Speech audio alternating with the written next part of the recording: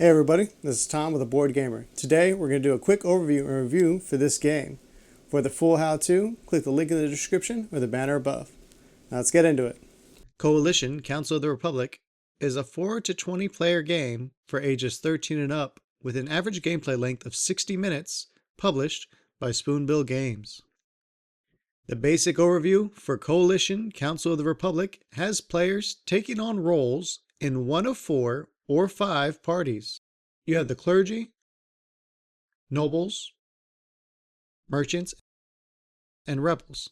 And with player counts not divisible by 4, the remaining players will play as independents. Depending upon the number of players, there will be a number of councils, and each player will sit at a council with a minimum of 3 players per council. You will go through 3 phases and an end of round. You will have the negotiation phase where you can discuss plans and trade influence with any and all players.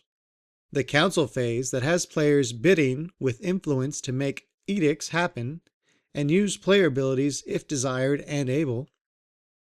The edict phase where the winning influence type for each council will be added to the law board and all councils will then update edicts and resolve.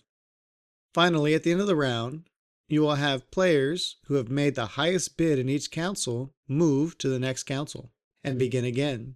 Play until 2 or more greater edict thresholds are met and move on to final scoring, and the party with the most points wins.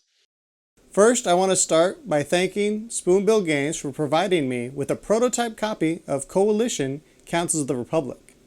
This is a beta version of the game, so some art and components may change before the final printing occurs. That being said, a lot of Coalition Councils of the Republic comes down to the rules and the interactions between players. This is a great party game that is not a social deduction game. I repeat, not a social deduction. And it plays up to 20 players and can play with as little as 4. But to really shine, I think a minimum of 8 players is ideal to get the full experience. But enough about the player count for now. Let's see what this game is all about.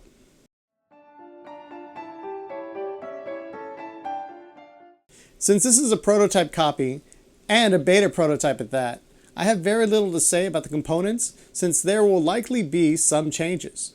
But this game is more than the sum of its parts. It has a great balance in actual components and just personal negotiation skills. But disregarding the abstract power of voice, the influence cards are a simple but effective way of keeping track of influence, whether it be during voting or trading during negotiations, or even hoarding for endgame scoring. The role cards are another highlight, with their clear explanations on their abilities and factions. Now the scoreboard is just okay to look at for me. It's just a small board with some tracks on it. Maybe a section with how to score between the articles to make sure you don't forget anything would be helpful. Maybe. But to be honest, I don't have a better solution, so it's as good as it can be. The council boards and plaques are good enough for the prototype, but I'm sure they will be more polished once the game is complete, along with the rest of this prototype.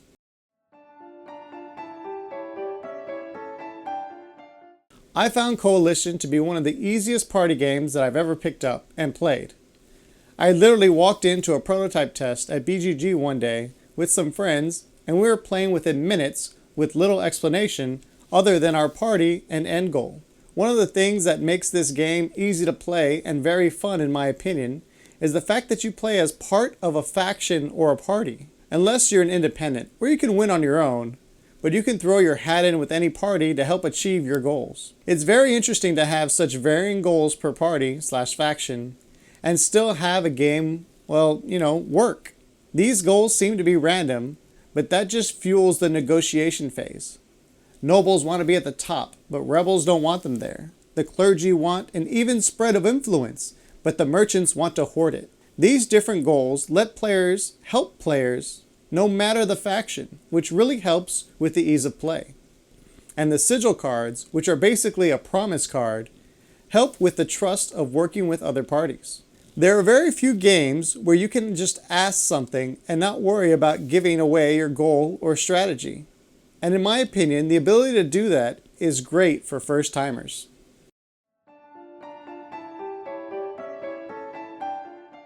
one of the interesting things about having varying goals per party and faction and have a game that still works, let's say for example, as a noble, I want to be at the top of my council.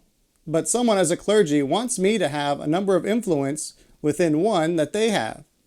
So we can help each other out, but the rebel needs me to not be the council chair.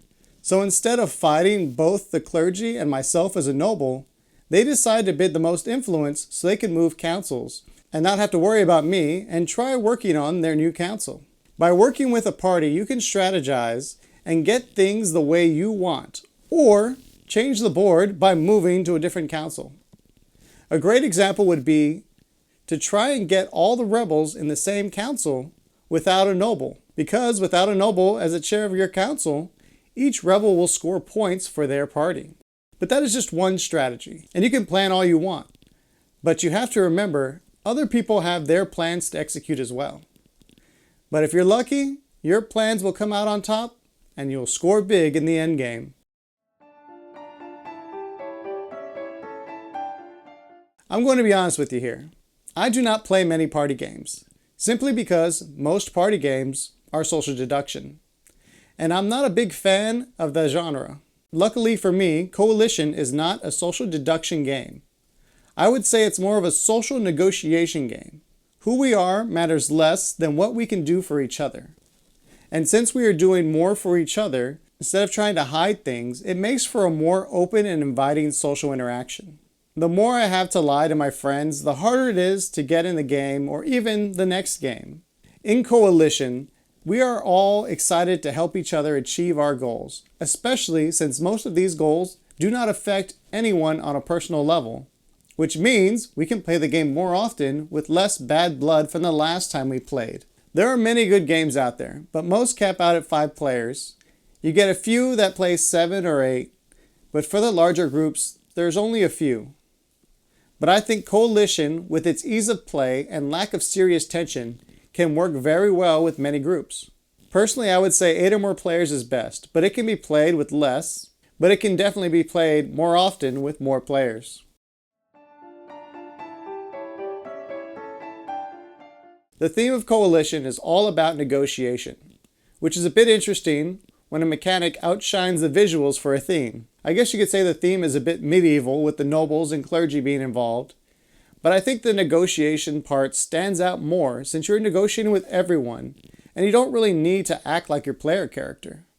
For example, as a noble, I'm not going to stop negotiating with a rebel just because that's what a noble person would do.